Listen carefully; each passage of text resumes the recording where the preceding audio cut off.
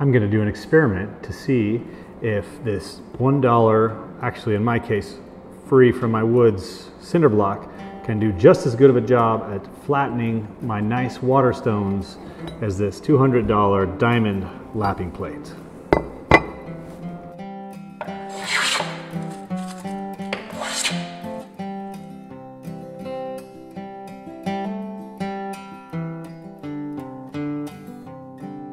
You may be wondering, what in the world is he thinking, even considering flattening his water stones, his nice expensive water stones, on a cinder block? Well, I'll tell you. So I've been doing a lot of sharpening, getting ready for my upcoming class, the Introduction to Hand Tool Woodworking class here. There's a lot of sharpening to do, and I thought back to something that my good friend John told me, who used to be a cabinet maker. He had told me a couple of years ago that he used to flatten his water stones on Cinderblock because he said it was engineered really flat. And I thought, that would be a really neat alternative to a $200 diamond lapping plate if it could really do a good job. So that's what I'm going to do here today. Now, any of the products like these water stones, I'll put in the links to to the ones I have in the link below. But I use water stones because they cut a lot faster and, in my opinion, a lot better than diamond stones and oil stones. I do use those, especially oil stones, when I don't really want to use water, but I've found that Japanese water stones, they give a lot better cut, a lot faster cut. But because they give a lot faster cut and sharpen a lot faster, that also means they wear down a lot faster when you're using your tools on them. They puts grooves in, and this uneven surfaces on the water stones end up making it, if you don't flatten it regularly, will make you have unreliable sharpening. So I'm just going to jump in right here. I haven't tested this before. I wanted you to be here for this special moment. And what I'm going to do is, I've got some of these stones, as you can see, that I just used. I wanted to test them out. So I've been doing the sharpening for this class. So I'm going to do one side on this diamond lapping plate, and then I'm going to do the other side on this engineered flat, junky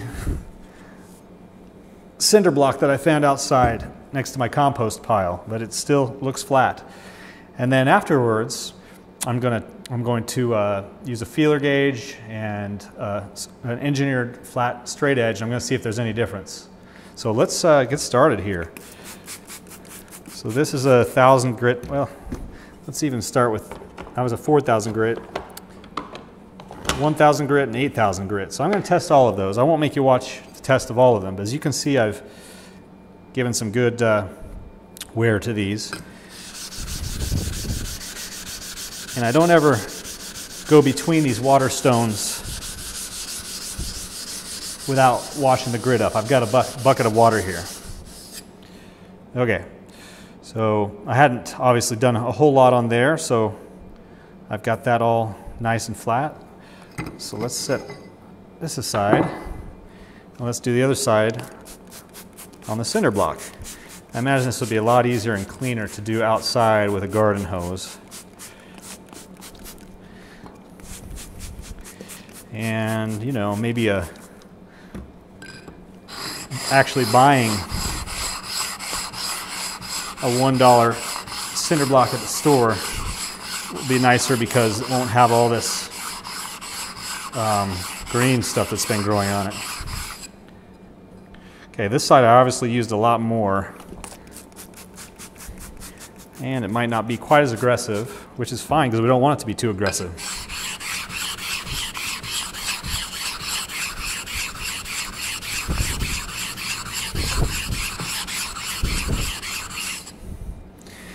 Yep, you can tell that I had worn down a lot more in the center, but we're going to see.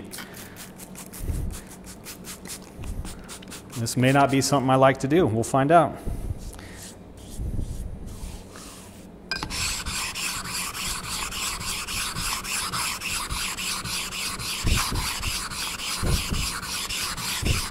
Also, I think a new cinder block might be better because of it might lack some of the little pebbles that this got in it, but I cleaned it off as best I could with a hose beforehand. It's taken a while.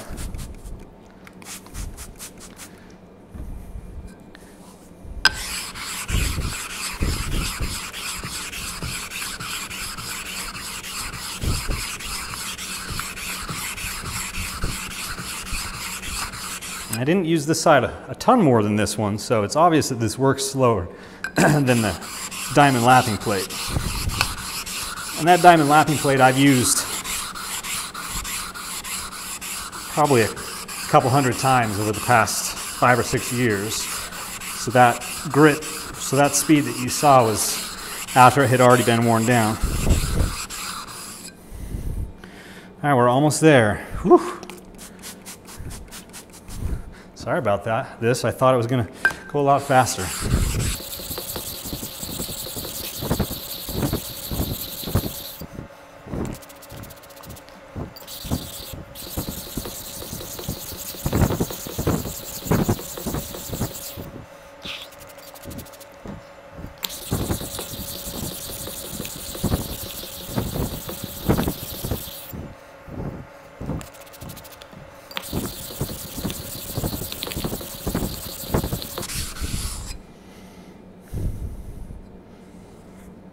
Okay, finally.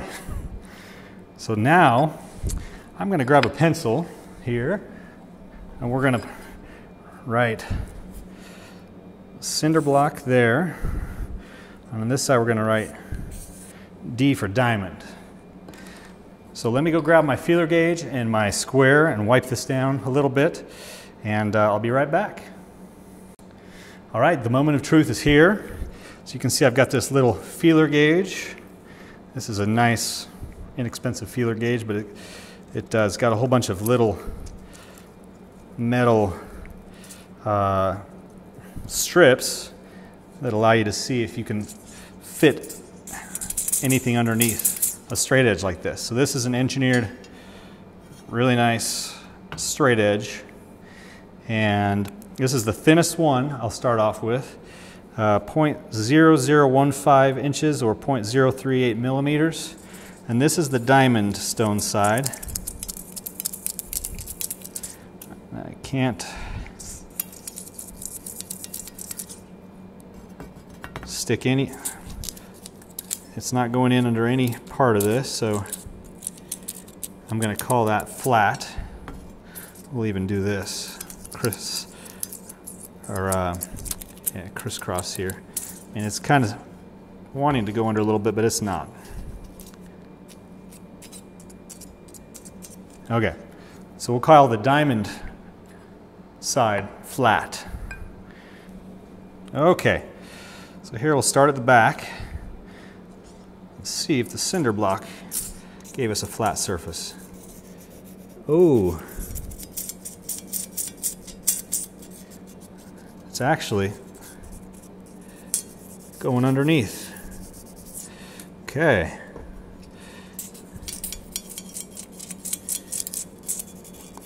Okay, feeler gauge is going underneath there.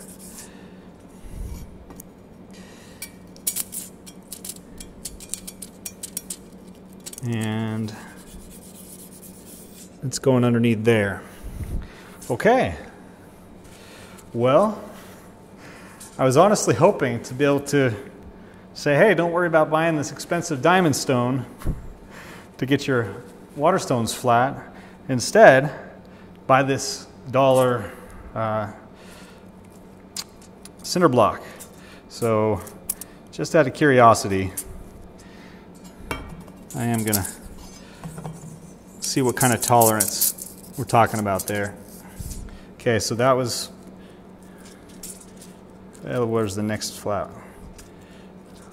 We'll try 0.002. That's still going under. 0.03003. Okay, so I think I can say that at least it's not it's not as flat as I thought it was going to be. It might work for your irons. I haven't tested it out to see if it makes any difference. That's kind of hard to tell. But as far as this test goes, the Cinderblock just doesn't seem to stand up to it. So this is going to be the way to go, I guess, is to get one of these diamond lapping plates to get your water stones flat.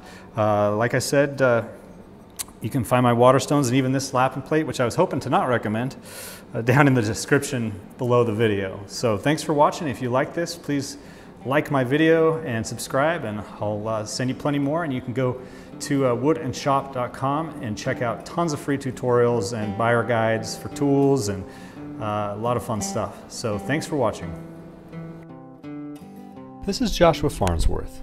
If you're interested in learning traditional woodworking with hand tools, visit my website at woodandshop.com, where you can find free video tutorials, workshop tours of amazing traditional woodworkers, and tool buying guides. You can ask questions and share your projects with thousands of woodworkers on my free traditional woodworking forum. Make sure you subscribe to my regular blog posts, and also check out my 10 steps for getting started in traditional woodworking. Enjoy!